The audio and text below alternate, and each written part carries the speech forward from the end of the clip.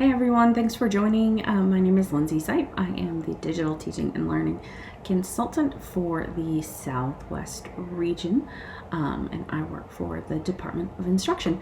Today I wanted to show you FlipGrid, which is a super popular tech tool that is very interactive, very fun to use, and if you haven't tried it already, I encourage you to, check it out, get comfortable with it, and see if it is a good fit for you and your classroom. It is important for me to note before we get started that these are not endorsed by DPI in any way, shape, or form. This is just a way for me to show you of some helpful tools that I think would be useful to you in your classroom.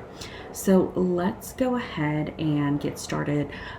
First of all, you will sign up if you haven't already. If you don't have an account, it's free. I don't pay for anything ever. So that's one thing that you can always count on Lindsay for. So I'm gonna go ahead and log in. And I believe mine is through my Google account. But I could be wrong. I've definitely been wrong with my usernames and passwords before.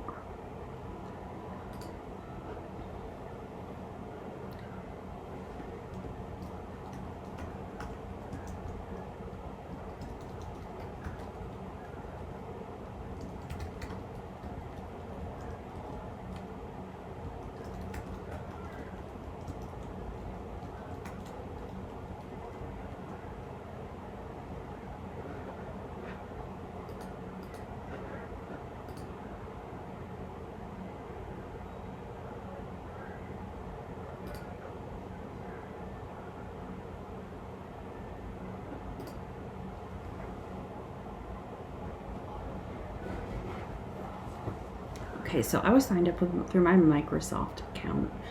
Any password that I don't have to remember is a good password to me. Okay, so you can see that there are some FlipGrids that are already in here and some groups that I have already created.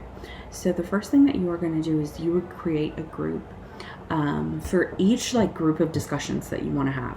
So if you teach first grade, and you have your kids broken up into small groups, maybe you want to have, a Redbird discussion group, or you might want to have your entire class. And the same for middle school and high school. If you wanted to do block 1 or block 2 and break it up that way so your students can have a chance to interact with each other as well. The one thing that is great about this tool is it can be used virtually. It can also be used while you are in the classroom engaging with students, and it can be used as a blend so that your virtual students could also interact with your students that are in school. So I am just going to do block 1. Here's my join code. So when my students are ready to go to FlipGrid, they are going to just use this code. This also interacts really well with Google Classroom, which is nice. Students can either join with their Google school email address or their Microsoft, or you could have them join with a username. And I'm actually just going to make mine public so that you can go ahead and see it. So please note, do not make this public if your students are going to be commenting on your videos. You do not want your students' faces out there floating around the interwebs for other people to interact with and see. So that's something that you definitely want to take into consideration. So I'm going to hit next here, and I have some topics that I already have created. So I have read alouds in here. I have 10s and 1s. So I'm going to skip for now, and I can share my group on the Google Classroom right here when I'm ready. So go to group. All right, so here's my block 1. I can add a co-pilot, so that could be another teacher or an administrator that you would like to invite to your classroom. So I could just type in, a coworker's name if she was going to help me facilitate, or if we were going to work on it together. And within my block, I have 0 topics, so I'm going to start adding a topic here. So I'm going to add a topic, and I am going to do, let's see,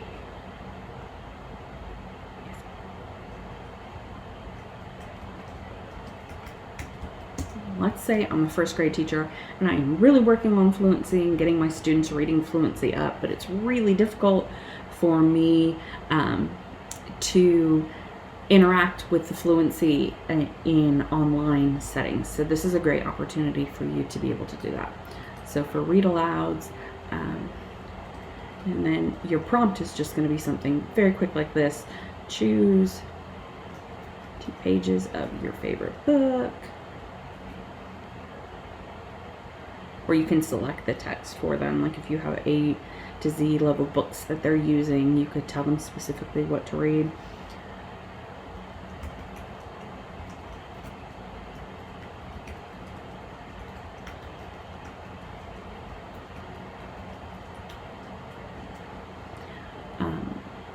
You could also do something like you could have the students read the first 1 to 2 pages of Llama and Pajamas, and then the next student could read page 3 and 4 and 5 and 6, and then the students could go through and listen to the other individual videos, and then all together it would be one story. So you could do something like that as well. And then you can also add media in. So this is super helpful for high school teachers. If you want to add additional content in or add your slide deck in, those all can go in there, so your students can go through your slide deck and still add those clips. So I'm going to add a video in here, especially important for the little guys, can be just as important for high school students. So we should have a video of a video of a video right now, which is crazy. That's fine. So I'm going to click effects. I want to show you a couple of things that I really like about this. So there is a board option, and you can choose a grid or a paper or a fancy one. So I'm going to do a graph, and then come out of here. I can actually draw. So if I'm doing a math lesson, I can draw on here, which I know it's not always the easiest to draw with a mouse or a keypad. But it's nice, especially for math, for students to be able to get a visual. So I just wanted to show you that effect. And there are some more, and you can make it bigger or smaller if you want as well.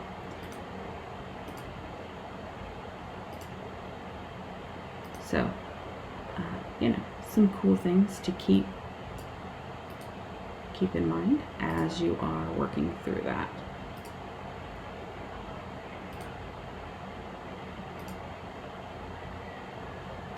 All right, so even though let me get that out of there. Clear that.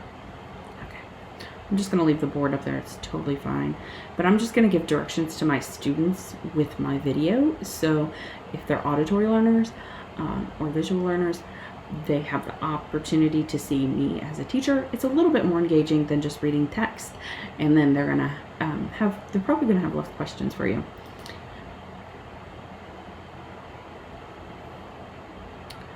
Okay, so what I want you to do is pick up the book that you are reading during your drop everything and read time, and I'm gonna have you read 2 pages to me. So you are gonna record yourself reading 2 pages. And then I want you to listen to a classmate's story that they tell, and leave them a really nice comment about the story, or what you liked about their reading, or maybe you just like the pictures in the book, and that's totally fine. So go ahead and read your 2 pages out loud, and then come back and listen to another student read their story as well. Okay, so now my story is done. If I wanted to edit, I could go in here and trim a little bit. So I could, pull the front end out, or if I didn't like one piece of it, I could pull that back as well.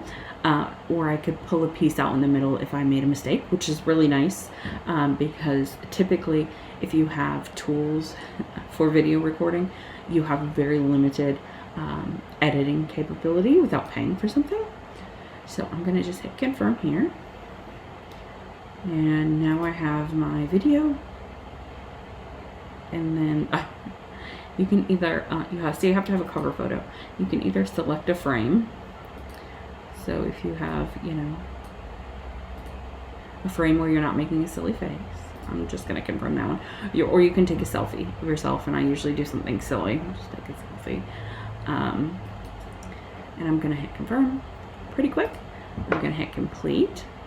So this is what my video looks like. So very cool thing here.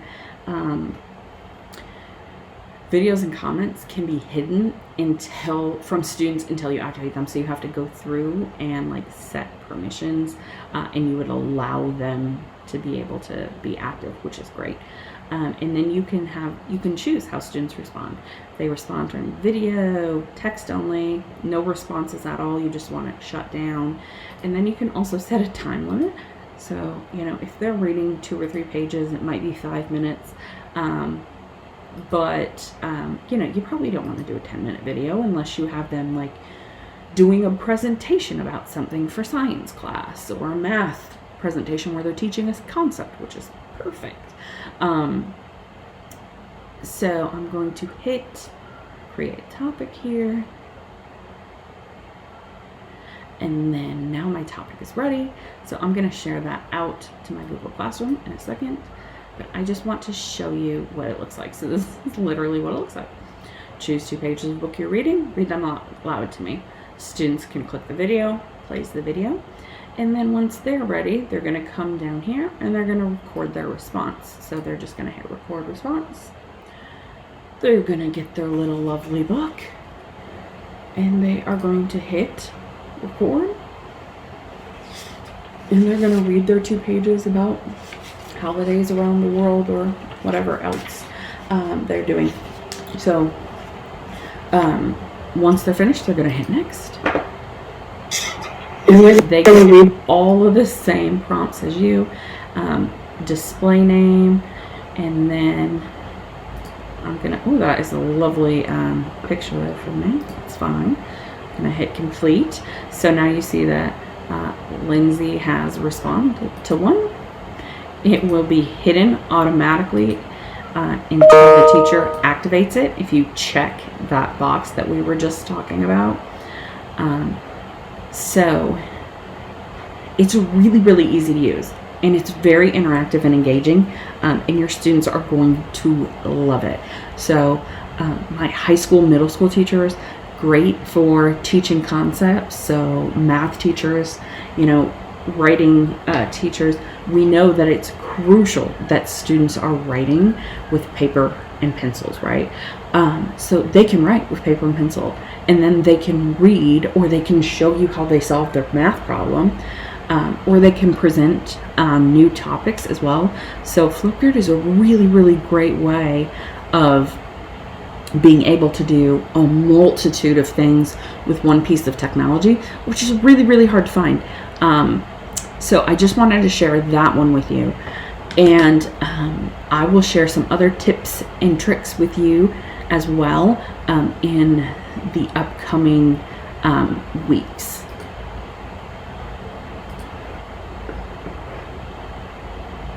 Okay, so the last thing that I'm going to show you is how to actually share it to your Google Classroom. I'm not going to go through sharing it to your Google Classroom all the way. I will share a different FlipGrid to your Google Classrooms in just a few minutes, because I want you to actually use and respond via FlipGrid this week. So I'm going to hit share to Google Classroom.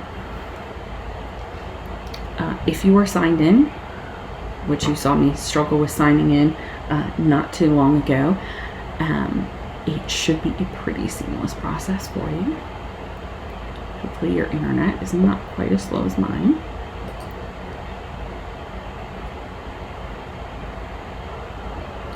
So I'm gonna share here. And then I can make it an assignment or an announcement, or I can just create materials. So if I'm making an announcement and I hit go, it's gonna just pop right in there. So it's very easy and it interacts very, very well with Google Classroom, which is nice for us to not have to do a lot of steps to get to something. So, all right, we'll see you soon. Keep on chugging. Y'all are doing an amazing job.